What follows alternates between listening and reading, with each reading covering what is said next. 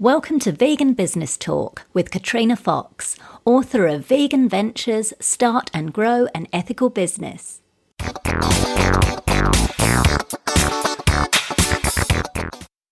Hello and welcome to episode 90 of Vegan Business Talk. I'm Katrina Fox, journalist, author, media and PR coach, copywriter, editor and proofreader, and founder of Vegan Business Media, a content, events and training platform providing success tips for vegan business owners and entrepreneurs. Now, before we get into the main part of the show, I wanted to let you know that I've opened up enrolment again to my online PR course and group coaching program, Vegans in the Limelight. I ran the course for the first time earlier this year with a group of vegan business owners and entrepreneurs from across the globe over a 12-week period. And it now comes with a full 12 months of group coaching, including a monthly live question and answer call. You can also post your questions on the learning platform, and you can post your pitches to get feedback from me before you send them to journalists. So you've basically got me holding your hand, helping you to do your own PR for a full year. It's a great value program. It's way more affordable than similar courses, and it's the only one that's specifically aimed at vegan and plant-based business owners and entrepreneurs. Some of the current students have already got media coverage in mainstream and specialist newspapers, magazines, radio and TV shows. So if you'd like to get your vegan brand or yourself featured in the media, but you don't have the budget to hire a publicist or a PR agency, then I highly recommend you check out this program. You get full and immediate access to the materials as soon as you enroll. You can find out all the details by going to veganbusinessmedia.com and clicking on the link for the course Vegans in the Limelight. In this episode, I interview Kathy Devine, author, publisher and book mentor in Sydney, Australia. Kathy is the author of 5 vegan books: Forever 21, Vegans Are Cool, Plant-Powered Women, Plant-Powered Men, and Everyday Vegans. And she's also the founder of the magazine Australian Vegans Journal. The concept of ethical vegan leadership as the solution to world peace inspires and drives her work, and she uses publishing as a way to broadcast this vision into the world, and she describes herself as a visionpreneur. Kathy offers one-on-one coaching to first-time authors and is currently developing an online course that will show aspiring authors how they can successfully publish their books. Kathy's publishing focus is on promoting vegans who exhibit great leadership, and her coaching focuses on those who have leadership aspiration and potential. One of her #1 Amazon best-selling books, Plant-Powered Women, forms the basis for the upcoming global conference series she's presenting. Launching in March 2018 in Sydney, the Plant-Powered Women Leadership Conference Series will be a series of one-day events where vegan women will speak on various topics of expertise, with the aim being to inspire the audience to become ethical vegan leaders in their communities. In this interview, Kathy discusses the mistakes many first-time authors make and what to do instead, how she defines vanity publishing and how to avoid it, the differences between self-publishing and traditional publishing and how to decide which route to take, the benefits of publishing with Amazon's CreateSpace platform, what you need to do on Amazon to maximize your book's opportunity to succeed, how to raise funds to publish your book, the challenges involved in producing a print magazine, especially if you have no previous experience in the industry, and how she dealt with them, how she made her crowdfunding campaign for the magazine a success, and much more. Here's the interview with Kathy Devine. Hello, Kathy. Thank you very much for joining me today. Thank you, Katrina. It's such a pleasure to be on your show. It's about time we did this, because you and I have known each other for quite some time now, and I'm in one of your books, and you're a vegan publishing powerhouse. And we're going to get stuck into that with some useful tips for authors and for publishing, and also a fabulous plant-powered conference that you've got coming up. But let's start off with what I ask everyone, and that's the why. So why do you do what you do? Okay, yeah, I love this question. It's the best. So I do what I do because I want all beings to live in peace and freedom. I absolutely, really, really love animals, like lots of vegans do, and I've been an animal lover since I was a kid. And basically, everything I do is with them in mind, and I can't bear to see animals suffer. So, as long as I'm alive, I want to be their advocate. I also really love humanity, and I yearn for a time when the world is at peace. So a vegan world and a peaceful world are my two whys.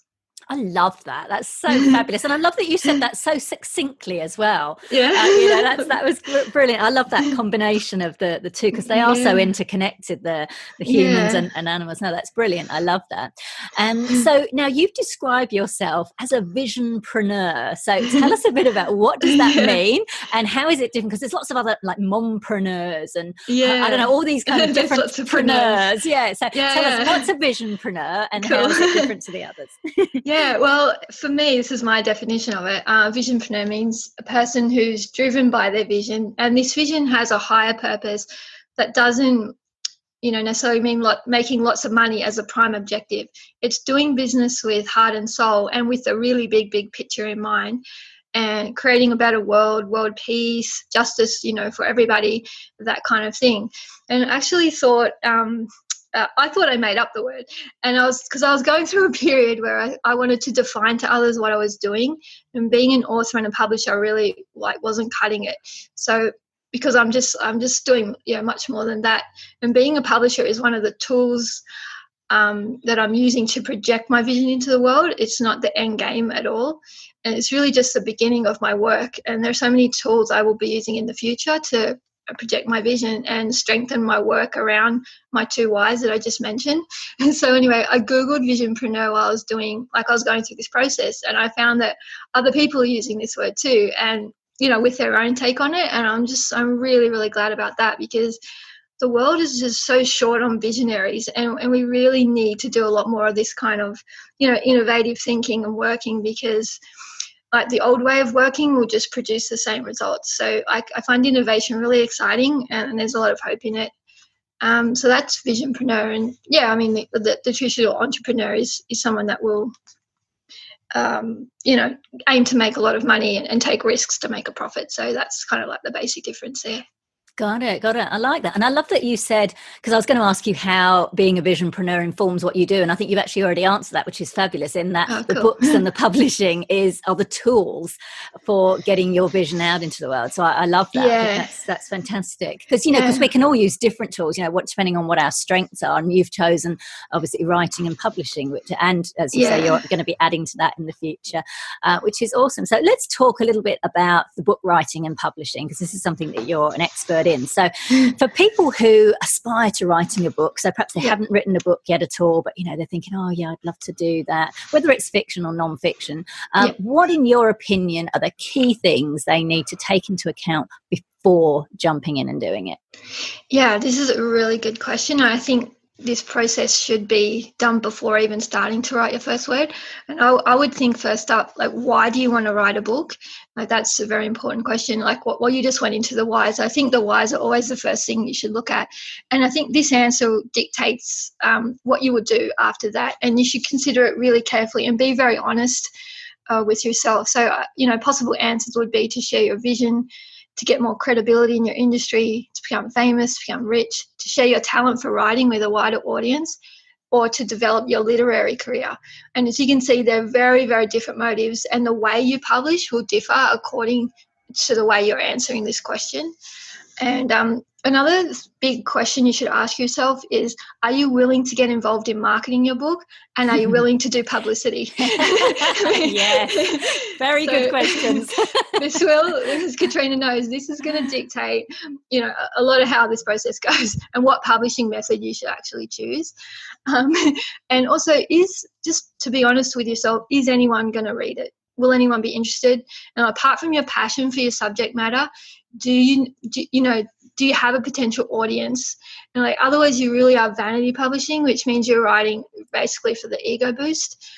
This is something, to really have narrow down the audience to make sure there's people ready to buy the book. Another thing is, are you willing to submit your work to an editor for comments and reworking? It's like, whether you choose to self-publish or you go down a traditional path, you really need to be open to editing. And it's amazing how many people, like, they don't think their book needs any work, and that's going to, you know, kind of you're going to get a shock when the reviews come in if you're not willing to do that up front. And also, are you willing to become a public figure and go through the life transition that comes with that? Because I have clients that they're just doing business as usual, and I'm like, you're about to publish a book, it's going to change things. And just getting the mindset of becoming, you know, even if it's just in a niche, you're a public figure to the people that you're the audience, who your audience is.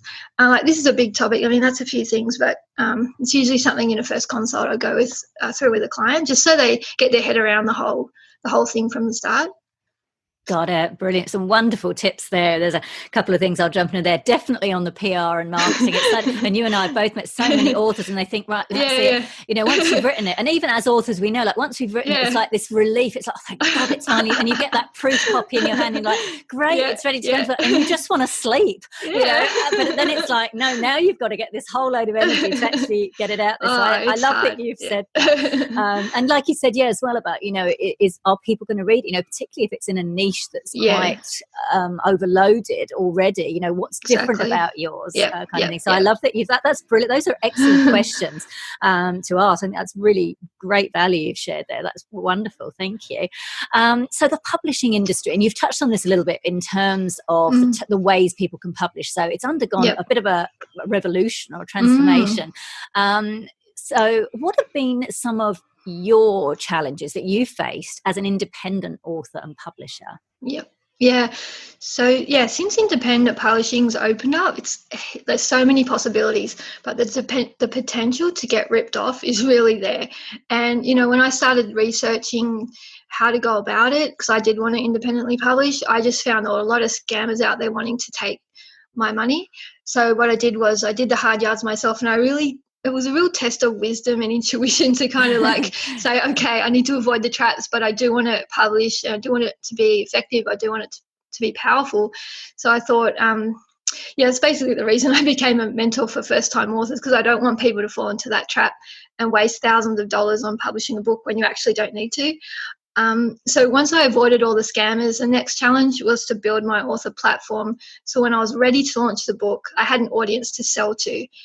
And I really can't emphasize enough how important this is. You know, this needs to be done while you're writing the book, not afterwards, because if you take nothing else from this interview, just remember to build your author platform, because the author platform is the audience and engagement that comes from your consistent promotion of your personal brand and your book. And I spend several sessions with clients working on this topic, because it means a difference between becoming an influencer in your field and becoming invisible in your field. So investing in this is critical to your success as an author, or any type of creative for that matter. And that was something that I really got onto at the beginning, because I didn't want to that was a challenge for me as an introvert and all that stuff. But you have to do it. There's just no way about it. Yeah, for sure. Now, you've mentioned you were ripped off by scammers and what have you. So let's get into the different forms of publishing. So traditional publishing is where, you know, usually it'll be through a literary agent. You'll get a contract, you'll get an advance, depending on how well, known you are. But certainly they'll cover all the costs of the publishing, and they're supposed to do promotion. But as we know, that an author also has to do their own. But basically that's traditional publishing. Self-publishing. Now, there's self-publishing and vanity publishing. And it's interesting. I'm curious to get your take on what are the differences between those, because there's companies like Fontaine, which is a big major publisher in Australia, for example, that has a sort of self-publishing, I guess you'd call it, or a vanity publishing arm called Vivid. There's Hay House, which has got Balboa Press, and then there's places like Lulu and these others that are kind of writers' services that do a whole kind of package. So what's your definition of self-publishing versus vanity publishing, and what should we avoid? What should authors avoid? Yeah, I think there's a massive difference between self-publishing and vanity publishing. Like, some people will even get a traditional deal, like what you've spoken about, you know, the major publishers will offer an advance and a royalty, and that's a standard deal, and they'll do some promotion. Some people will be actually offered that now, but they'll think strategically self-publishing will help them, might make them more money, it might they get all the control as well. A lot of entrepreneurs will do self-publishing instead of traditional. So that's not vanity publishing. That's business strategy. Yeah. And vanity publishing is there's a few aspects to vanity publishing. So someone will either do it just because they think their book's great, even if it's not, and there's no market for it, but they still want to do it. And someone will advise them that they should not publish the book, or they should rework it, or they should do something, but they still go ahead and do it. And that's what I call vanity publishing. It's when your ego's on fire and no advice will steer you in the right direction. And unfortunately, people that vanity publish give self-publishing a bad name, because self-publishing or independent publishing, it's a very, very innovative, very entrepreneurial pursuit. But yeah, and it can be very, very powerful. So yeah, they're very different to me. Got it. No, I like those definitions. So with vanity publishing, so is vanity publishing, so if you used like say one of those services like Lulu or what have you, where you pay them and they have this whole package, is that vanity publishing, or is that self-publishing in your view? I think it's getting the help you need to publish your book that may make an amazing impact on the world. I don't feel that's vanity publishing. It's only vanity when you're paying someone to publish a book that shouldn't be published. Okay. That's what I think the difference is. Got it. Okay. All but right. Everyone's got their take on it. yeah, for sure. So the methods that you've used to publish your book. So you've used independent publishing. So talk us through some of the methods you've used and why. And I guess in terms of the methods, I guess I'm talking around whether you've used, say, a traditional publisher's self-publishing arm, or whether you've used Amazon and the differences or advantages and disadvantages of both. Yeah, so I've used a few different methods. The first method I used was an independent publishing service, and that was Vivid, and that's their Fontaine's self-publishing arm. That was a great way to start off for me, because I knew nothing about publishing. You pay them a little bit and they help you get your book on Amazon and that kind of stuff, and they do a print run for you and that kind of thing. But in that realm, in that method, that's where you need to be careful. So luckily I found Vivid. I didn't get ripped off by one of the scammy places, and they really helped me learn a lot about publishing in the beginning. So that was for the first book, Forever 21. Then I figured things out for myself, and I moved on to CreateSpace, which is Amazon's publishing company. And I personally, that's createspace.com. If anyone wants to have a look at it, it's free. They give you an ISBN, which is the identifier you need to put in the barcode at the back of the book. I really, really like CreateSpace. They're a print-on-demand service. So basically, they will put your book on Amazon. If Amazon sells one copy, then Amazon will print that one copy and they will send it to the customer for you, and they give you a royalty. So it's really convenient. You can sell books anywhere in the world, and it doesn't just go on Amazon. It goes on all the online bookstores, and you're doing that at a click of a button. So if you are an entrepreneur and you want to use this book just as your business card, and you're not wanting to make being an author a lifetime thing, you can get your book up really quickly online. You can get on with the rest of your business, and I find that a really great service. The third method is to do a large print run and to sell your own books off your own websites. Use your print run for your physical book launches and going to festivals and giving books to VIPs that you want to influence or you want to connect with, and that kind of stuff. So I do large print runs as well. I've done it for the magazine and for plant-powered women. And so with that then, so if you've got your book on Amazon, Kathy, but you want some print books for yourself, like you say, to sell at events and stuff, you don't use Amazon in that instance. You'd use, say, a local printer. Would that be right?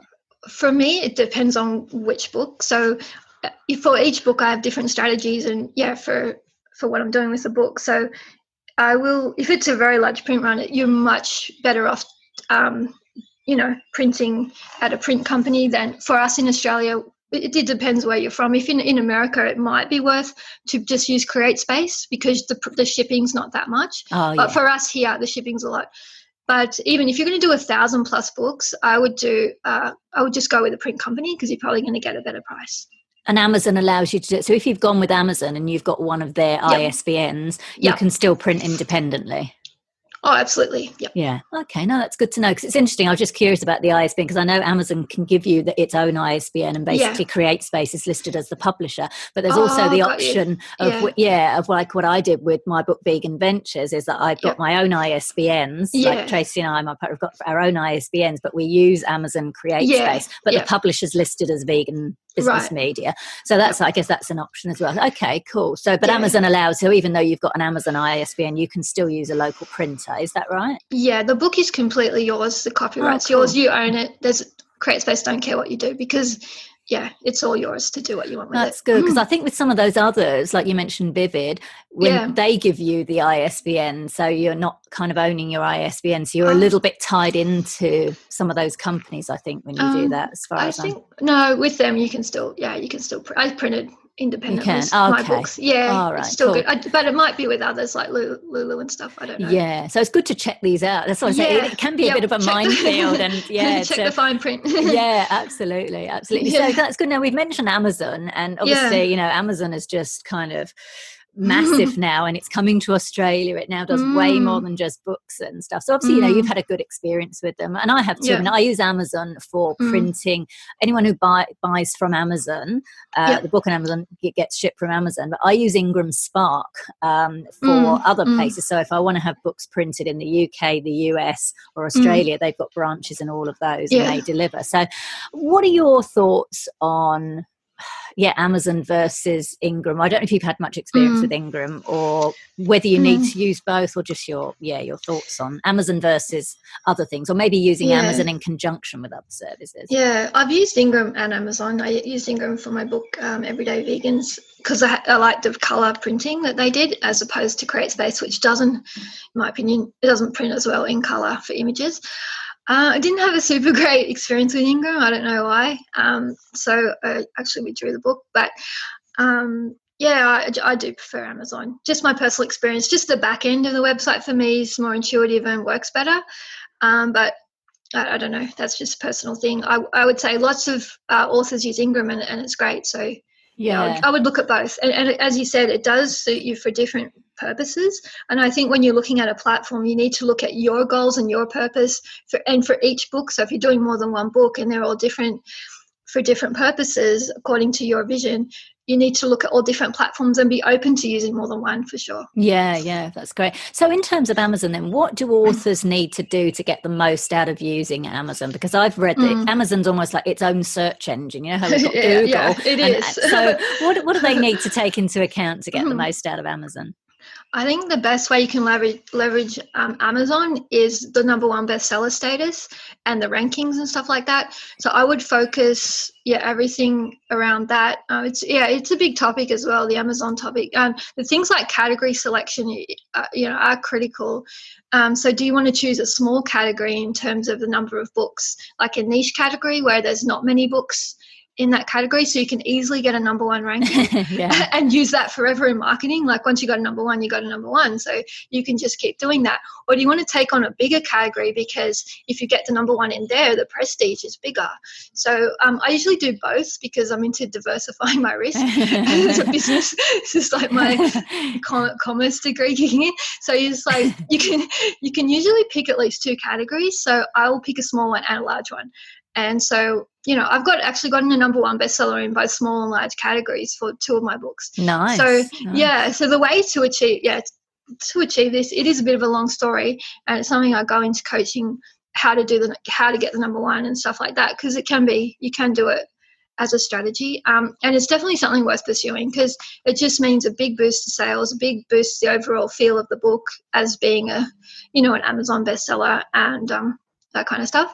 And the second thing I would say to get the most out of Amazon is get that front cover design really locked in and really sharp, because this is a massive topic as well, the front cover, because it's basically going to sell the book, and the title of the subtitle as well. Like it's huge.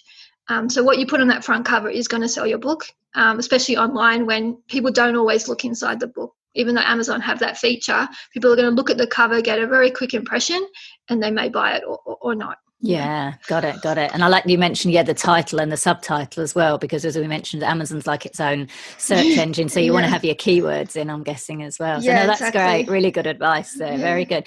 Now let's talk a bit about funding, because obviously even with print on demand, which was made, I mean, I've self-published way back in the 90s before print on demand, and that could be really quite expensive, where you literally had to, you had to take the risk and have a minimum, print run of a few thousand books, and if you don't sell them, they end up in your garage kind of thing. But with print on demand, it's changed things. But nevertheless, with a print book in particular, ebooks are different, but with a print book, there's still some funding involved. Like you say, it needs to go through an editor. So there's editing fees, got to be properly typeset. You've, as you mentioned, got the front cover, and then of course you've got the cost of printing books as well.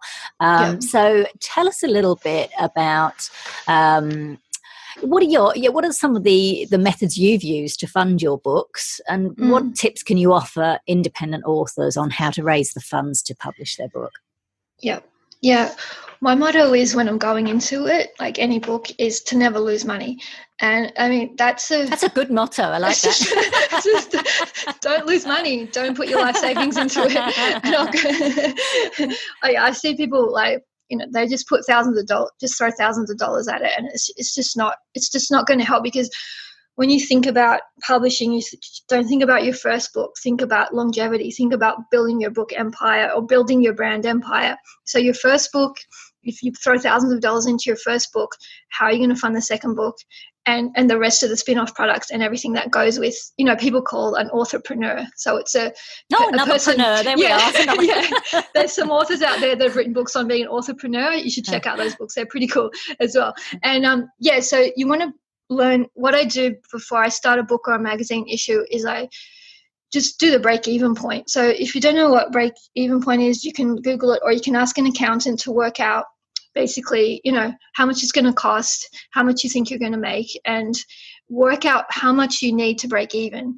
So you need to get that fundamental first before you go and invest heaps of money in it. I would say vanity publishing is when people throw thousands of dollars of savings at a book, because they're not really investing in it as a business and seeing it as something that needs to make profit.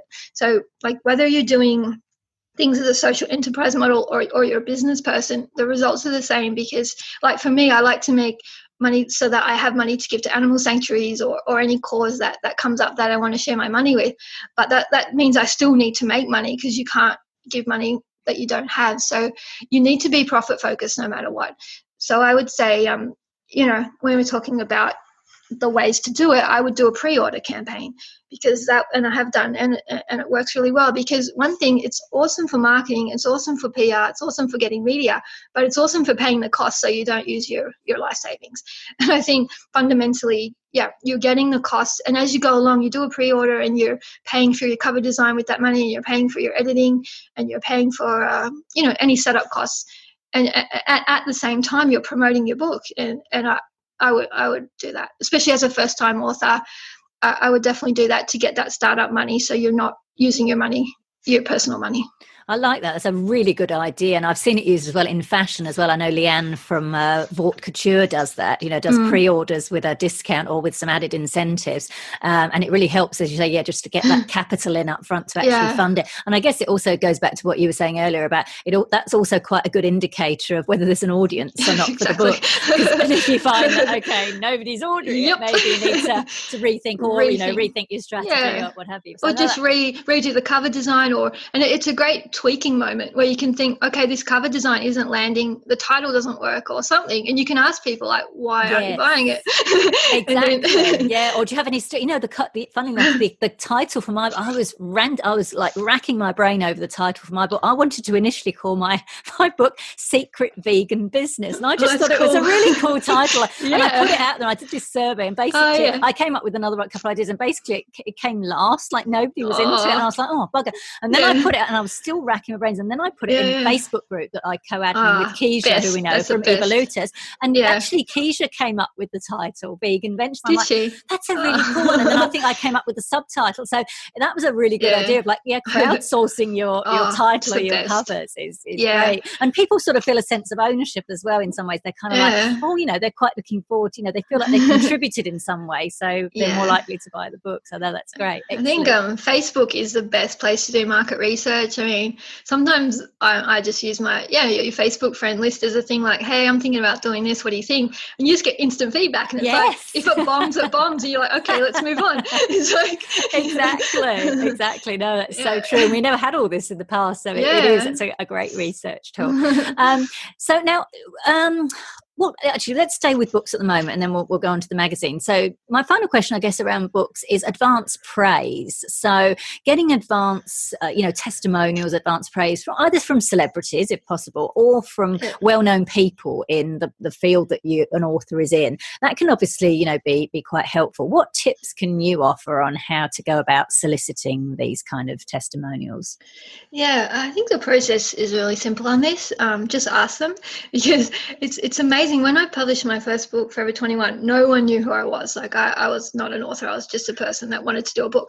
And I just emailed Will Tuttle, the author of the World Peace Diet, and said, I'm doing this thing. Do you want to write the foreword? And he just wrote back and said, yes. And when do you need it? And I was like, what? Wow, it's amazing. Because he was the one person I wanted. And he said yes first off. And then I asked Lisa Bloom, who's like, amazing celebrity lawyer, to review the book, and she said yes, and she gave me a great review. So it's just ask. That's all I know, because I just asked, and that was nice. Yeah, I found a couple of tips that I found were helpful for me, was to, particularly if you're going with bigger celebrities, is to actually write some testimonials and say, look, you're welcome to choose from it, and put your name to any one of these, or tweak them to your own thing. And I found that some of the people, they were like, oh, thank you for doing that. Because it just gives them an option if they're busy. Yes. It does help. Excellent. So as well as publishing books, you also launched the Australian Vegans, which is a print journal in 2016. Now, why did you decide to do that? This is going back to the the visionpreneur stuff, that I wanted a tool I could use to share my vision of vegan ethical leadership as the future of leadership on all levels. So I deliberately and really carefully chose the fonts, the cover photo, the design, the writers, and the content feel and the key messages all around the vision of ethical leadership. And I also wanted to have something that was intersectional and represented other social justice causes apart from veganism, because we cannot logically and fairly love one without loving the others. So at the time of the launch, there was no other vegan magazine in print. So I also felt that we were filling a gap in the market. And I did a detailed market survey, actually, and I knew that, what I needed to make it successful, but also remaining true to the vision I had for it. I think, yes, as we talked about, surveys are really important. And obviously Facebook, it's an awesome research tool.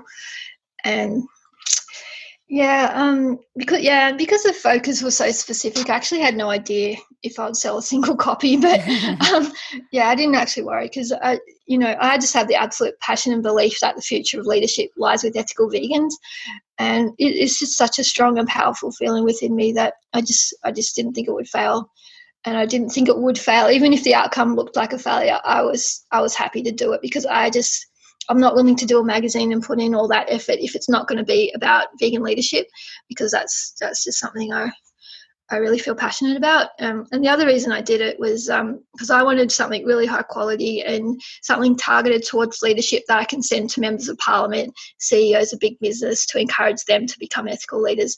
So that was a massive part. The VIP outreach was the reason I spent so much time on design and making it fit a professional look that I thought would connect with them.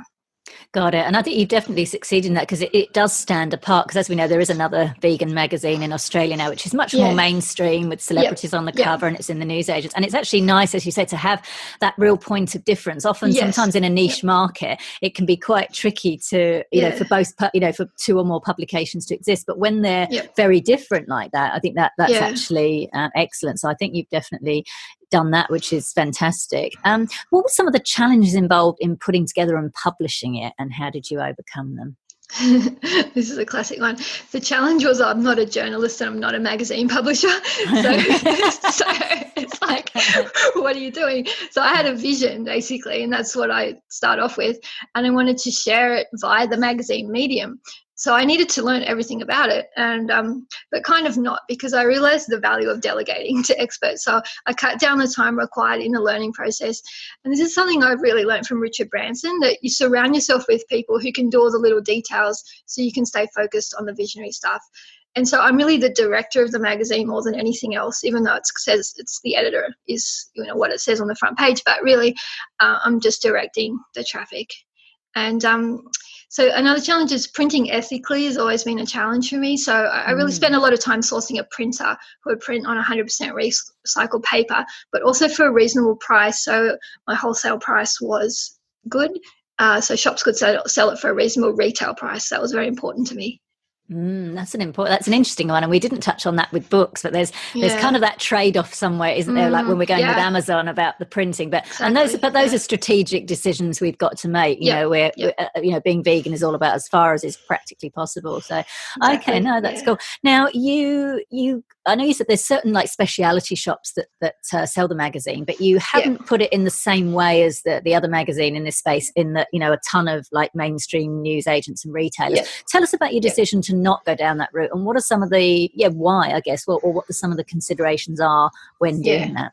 Totally. I basically don't want to lose money, because my principle is don't lose money.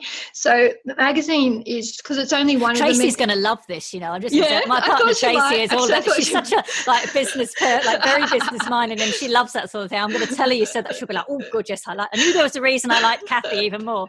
Carry on. I was actually thinking that when I was working through, just kind of thinking, I'm kind of just saying this for Tracy, but no, I think it's impossible. It's important if your projects are not the be all end all, like that's not your only brand and you're thinking multiple brands. So the magazine's not my only tool I'm using to share my vision.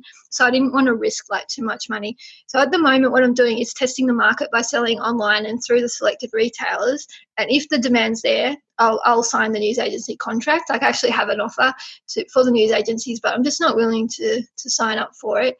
And I think the key to this is remembering your core vision and not getting caught up in scaling up too quick for the sake of your ego and looking big and all that stuff, because I have my goals and they're not necessarily going to be achieved by going down the road that's most traveled. So I'm just keeping to my strategy, I guess. Yeah. So I'm guessing with something like going into the news agents, obviously your costs, your profit margin is going to be lower because of the distributor, and the retailer itself has got to take the cut. Okay, got it. And I think that's an interesting one, because the whole print journalism is sort of undergoing such a radical transformation, and we've seen many high-end, well-known print publications literally not being able to do that. But interestingly, some niche publications are having that success. So it's kind of an interesting one to watch. But I think that's good to be aware of, because you're right. I think sometimes, particularly if you're starting a magazine, you think, you kind of want to be all in the news agents because it looks good. But at the end of the day, people often don't think, well, what's the percentage going to be, and all the rest of it. Yeah. So I'm just mentioning the money focus for people to just think things through before they scale up, or even before they start on ventures like this, just to crunch the numbers a bit and be aware of it. Yeah, good advice. Now, you used crowdfunding successfully to get people on board with both issues of the magazine. So it's just had its second issue out. Now, why do you think your crowdfunding campaigns were so successful? Because a lot of vegan crowdfunding campaigns, as we know, don't do well. And others like yourself, you went, I think the second issue, you raised a quarter of your goal within like a very short space of time. And then I think you ended up getting more than your goal in the end. So what did you have in place that made your crowdfunding campaigns a success? For me, I'd already built an audience through my books. So because it's the same potential audience, it was pretty easy for me from that point of view to get going. But I also worked really hard with the campaign content. Like the wording was very specific and targeted, and the consistency of posting about the campaign on social media was really crucial. So, for people that are thinking of going down this road, I would say building your target audience over time is the best investment you'll make for your future campaigns. So if you're thinking, of doing a magazine, or you're thinking of doing more than one book, or it doesn't really matter what vegan venture, you're doing, you just you need to to build that audience. And it doesn't mean buying likes or just gaining fans. It means like really connecting with people and, that are actually willing to buy from you in the long term. And yeah, I just think building an engaged audience that's authentic and it's real will pay off, and you will leverage from that audience every time you do a campaign. And it's really about being a sincere person and really focusing on personal branding, because personal branding is something that people don't really look at very much. But when people are buying your product, they're buying you as much as they're buying the product. And you can say you can just put your product out there and not care about what you're doing online and how you're presenting yourself at festivals or in person or online, whatever. They're actually buying you because they trust you. And there's a lot of trust with campaigns as well. So if they trust you as a person, that you're sincere, you're authentic, you're doing things for the right reasons, they will support. And I've, core supporters that will just say, email me, they say, whatever you're doing, we're going to jump on it. And that's because of building up that trust over the years. So for anyone that's sort of doing a venture that aren't very well known in the vegan community in their country or whatever, I would say, start to build some trust and some authenticity with people before you launch the campaign. Yeah, that's really good advice. And it's all about that. And there's no shortcuts to that either. There's not. You've just literally got to put in those hard yards of, being up to either getting up really early if you're a morning person, or if you're a night owl like me, staying up late doing that stuff. And there is no shortcuts to that. Yeah, you can throw a ton of paid advertising on it, and you can speed the process up a little bit. But, I do that too. But, but at the same time, you have just got to do that so that people do get to know you and get to talk about you. And like you say, people just, they love what you're doing. They're like, oh, whatever Kathy's doing, I'm going to support it. And that takes time to do that. And you're be right about being real and developing those relationships and collaborating. Fantastic. Yeah, and I think and staying humble and not making it about you, making it about the cause, or making it about the animals, because that's at the end of the day that's what we're all striving for. And I see some people, they get a little bit vegan famous, as I call it, and it becomes it becomes about them, and you just don't want to go down that road. It just won't, just keep your ego in check, basically. Absolutely. No, very good advice. So just back onto the publishing with the authors, what are some of the key mistakes independent authors make, and what should they do instead? I think we can't. We touched a little bit about this, about like once you write the book, someone will do like one post saying my book's out, and that's the first you've heard about it. And then they just think the sales are going to magically roll in, and they don't pre-promote and they don't pre-sell. And then they've spent all their money on it, and then they're disappointed when that tactic doesn't work. I like to say to authors I work with, bring the audience along with you on the journey. So I have no fear in telling people up front I'm doing a book or doing something, and just taking them along with me. And a lot of people will be scared to do that, but people will get involved in it. They're invested. They're backing you. They're hoping you're successful. And I would say at every stage of the book's, journey, just talk about it. And some people don't get their book edited. That's a mistake. And cover design, they do it themselves. That's a mistake. Unless you're a graphic designer, I guess. But even then, it's probably still a good idea to have a third second person look. do it. Another thing I find weird is people on Facebook, on their personal page, they don't put a link in their about page to anything they're doing, like website links and stuff like that. And even though you've got a business page, people are on your personal page all the time. So use that about page to actually link to your books and stuff like that. I can talk about what people should do instead of the mistakes, if you like. Sure. Give us a couple of tips on what they should do. I mean, definitely build your personal brand, definitely collaborate and build genuine connections. And just talk about your book nonstop before you launch it. It is. It's funny because I think we were talking about that. I think it was you that put a post up about that, about PR and marketing, about how a lot of vegans are like, we're terrified of like, oh my God, we don't want to post too much. And look, there's a fine balance, because you don't want your whole wall to be, buy my book, here's my book. You've got to pepper it with some useful, other kind of entertaining kind of things. But to not be afraid of it. Exactly. Yeah. So you offer book mentoring services, and you're also putting together an online course for first-time authors, which would be great. And we'll provide links to that on the show notes page at how people can find out about that. So what kind of thing do you do with authors then? Like, what's the benefits of them, of having a mentor such as yourself?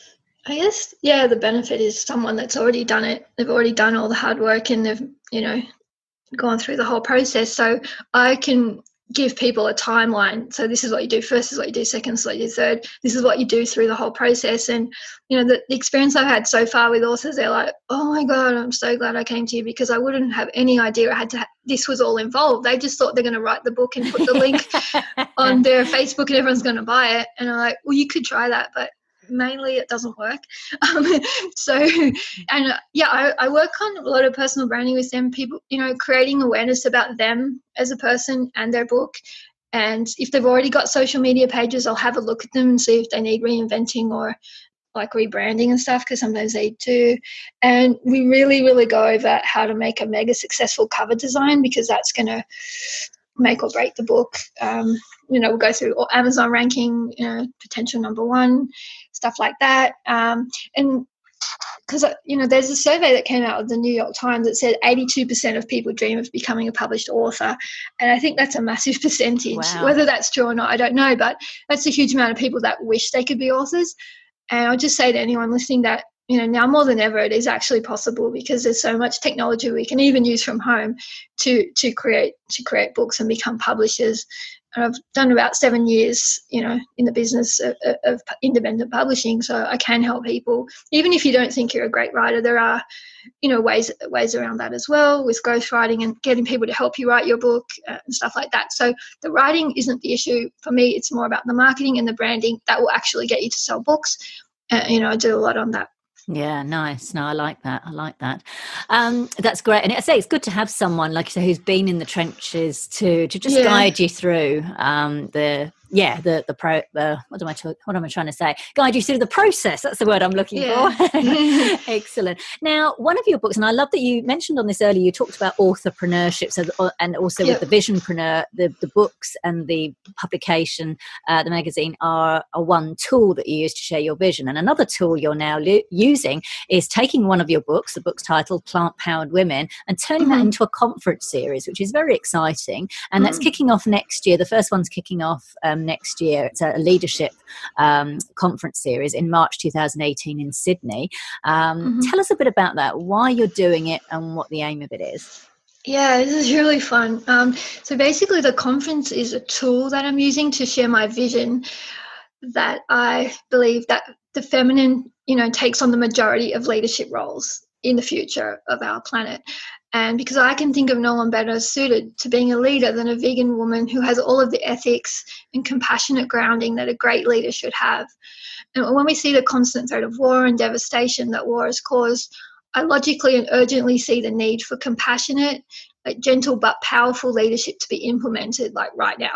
So the situation, it's forever urgent, and we really need vegan women to step up and have the confidence to take on positions of authority wherever possible. And I just see so many talented and intelligent vegan women in the world, but they're not always given the opportunity to speak. So I've created this series of events that says to women, this is your stage, this is your moment in the spotlight. Your views, your visions are important, and they are much needed. So I'm just encouraging women to speak up and be heard. And really the aim is to give the speakers more confidence, to seek out more speaking gigs, and the audience the inspiration to also go forth and become leaders in their field. And these events are open to all people on this planet who have a vision for a peaceful kind of world, where compassionate people lead and rightly guide us into a better future for all. Fantastic. And I love that the focus is on women, because, obviously that we've seen even in vegan and animal rights circles, there's certainly, if we look at the sort of gender balance, there certainly seems to be, in general, more men sort of getting quite a lot of the attention. So I like the fact that you're giving women that space to step up and be able to have their time, as you say, in the limelight. So the word leadership, now it's a little bit of a buzzword, in corporate circles in particular. So I'm curious, what does leadership mean to you? Yeah, it is a great question, because it does mean things to different people, and we're constantly reinventing definitions of words. So leadership to me is about ethics. So it's not just about the technical capabilities of a leader, it's about being aware of the big responsibility of the position and leading according to conscience. It's less about rhetoric and more about heart, soul, compassion, innate intelligence, and really about a sincerity to serve for the highest good of everybody, including animals, minority groups, and disadvantaged, human groups. So, it's considering absolutely everybody and leading with love and compassion as a driving force. So, what a world that would create if we had such leaders. Absolutely. I like your definition. I think the dictionary should all be changed now to have exactly. I think it's lots of people's definitions, and I think everybody's crying out for this kind of leadership to take hold. And I just want to further encourage people that, if you have some idea about going into politics, or you want to be the CEO of the company you work for, put yourself forward. And especially to women who don't tend to put themselves forward but are very, very capable, I would just urge you to do it like tomorrow. Absolutely. And we'll put a link to the show notes page for the conference. So I've got a couple more questions and then we'll wrap up. So one is about book launches. How important nowadays is a physical in-person book launch? I think it's still as relevant as ever because, for a few reasons. Everybody has ebooks these days. Like lots of business people have ebooks. And I think the way to stand out is to publish a print book and do a physical launch with your print book. Because when you think about it, like you can't really give an ebook to a key influencer in person, and you can't get a photo with them to promote your book. Like you can't stand there with a USB stick saying this is my book. It's like it doesn't look as effective as holding an actual book. So for photo opportunities, for that kind of stuff, for giving them to VIPs to get, to increase your personal branding, I reckon physical book launches are still as relevant as ever. And people really, they crave authenticity these days, and they want to meet you in person. There's so much online activity. Like when somebody meets an author in person, they're still getting a thrill out of that. It's still a buzz, and there's not many things people are still getting a buzz out of. So I would say, it's still cool to it. Yeah, because I know there's online book launches. I guess have their own advantages, but it's interesting what you say. When I was at London Bedfest UK 2 years ago, when I was launching my book, I had someone come over, and I had my banner up, with the picture of me, and someone came over, and then they looked at the picture, and they looked at me, and they went, "Oh, it's you!" And they were like, "This guy actually said to me, I'm really impressed that you're on your own stall." And I right. Interesting. I said, "Oh yeah, I'm happy like meet people." And that's why, when I'm at an event, of course I'll go off to the loo and have a quick lunch. But I actually like to be on the stall because you're right, people do want that. They want to come up and they maybe want, they want you to sign it, and that's a nice little ego boost. Let's be perfect. But, it is. And you need that after all the hard work. But it's nice that you can make that connection, and also it's nice for you. I think it's good for the author as well to find out, right, who's buying the book, why are they buying it, where are they at, and that's really good intel for you, as you say, for a business. Definitely. What else do you need, kind of thing? What other support or what other help you need? What else would you like to see? Fantastic. So for the future then, what's your long-term vision for yourself and your brands? I think like my long-term personal vision is to live in a world where we're all at peace and there's mutual respect and caring for everybody, including human, animals and nature. And I guess then I'm going to retire from the visionpreneur life and just play the drums and do things I enjoy. And until then, like I know that may be a way off. I'm just going to work in every way I know how, with every tool available, to foster a supportive environment where ethical vegans feel encouraged to take their place as leaders in the world. I mean, that's all I'm going to do until I see vegan leadership everywhere. Fantastic. I love that. Kathy, you shared some really great info here. And obviously with book publishing, book writing and publishing, it is a massive topic. And so if you are a first-time author, Kathy is a perfect person for you to hire as a mentor to guide you through that process. And I say we'll put links to how you can do that and how you can also find out more about her upcoming online course. So thank you so much for sharing all this information. Katrina. I should say to the audience, Kathy and I are friends. We've known each other. It's always nice to get someone like yourself on the show. So I really appreciate you sharing all that valuable information. Thank you very much for joining me, Kathy. It's a pleasure, absolute pleasure. Thank you, Katrina. So that was Kathy Devine, author, publisher and book mentor. You can find out more at kathydevine.com. And that link is on the show notes page at veganbusinessmedia.com/podcasts and going to episode 90. Now for our vegan business news roundup. A vegan jerky made of kelp has just been launched by plant-based brand Beyond the Shoreline, reports Veg News. The New York-based company has created the innovative product by blanching, freezing and defrosting kelp. It's then mixed with mushrooms, sweetened with monk fruit and seasoned with nutritional yeast before it's emulsified, extruded and dehydrated. And the vegan jerky, which is set to launch in January 2018, is just the first of the company's planned offerings. Co-founder Courtney Boyd-Myers said, "We've already got recipes in development for burgers, sausages, instant seaweed stews and vegan bone broth.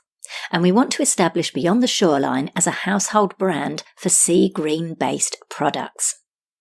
The kelp jerky will initially be offered in 3 flavours: barbecue, high tide, that's THAID, and sea salt. Fantastic! Another product providing a tasty alternative, this time to meat-based jerky. Plant-based beverage brand Califia Farms has secured a $15 million lease from finance company CapEx Partners to expand its production lines, reports BevNet. The Los Angeles-based company, which makes a range of plant-based milks, creamers and cold brew coffee, was named one of the most innovative consumer brands of 2016 by Forbes magazine. Rising demand for its products has seen it expand into Canada, Australia and the UK. The new lease will be used to expand Califia Farms' distribution and bottling plant located in Bakersfield. Richard Bollinger, managing director at CapEx Partners, said, "CapEx enjoys working with strong leaders and growing companies. Califia Farms is a familiar household brand recognised as a market leader across multiple categories. The addition of these capital assets will help the company keep up with demand and continue their global expansion." Great to see another plant-based company seeing success and catching the eye of a finance firm to help it grow. Finally, Chefy 101, a vegan meal planning service in Atlanta, Georgia, has launched an app to help travellers within the US find plant-based options at the airport. Air Vegan is available as an iPhone or Android app. It lets you know which airports are vegan-friendly, as well as which terminal you can find plant-based options at. The colour coding feature lets vegans and vegetarians know ahead of time if their airport has food options for them, so they can better prepare for their trip. Founder Saba Mallory says Air Vegan is the only vegan food directory app designed specifically for the airport. At the moment, the app features US airports only, but Mallory plans to add European ones in the next release and will continue to add international ones down the track. The app costs $1 for Android and $1.99 for iPhone. So this sounds like a handy app to have when you're travelling. Although I bring vegan food with me for the plane, it would be good to support vegan outlets at airports, and of course if you get stuck and you don't have food with you, good to know which non-vegan outlets have plant-based options. So that's it for this episode of Vegan Business Talk. Thank you so much for tuning in. If you enjoyed the show, I'd really appreciate it if you gave it a review and rating on iTunes or any other platform you're listening on. Finally, I encourage you to head over to veganbusinessmedia.com, where you can find more resources, including details of my media and PR consultations, copywriting, editing and proofreading services to help you grow your vegan business. I'm Katrina Fox, author of Vegan Ventures, Start and Grow an Ethical Business, and I look forward to catching up with you in the next episode of Vegan Business Talk. Bye for now.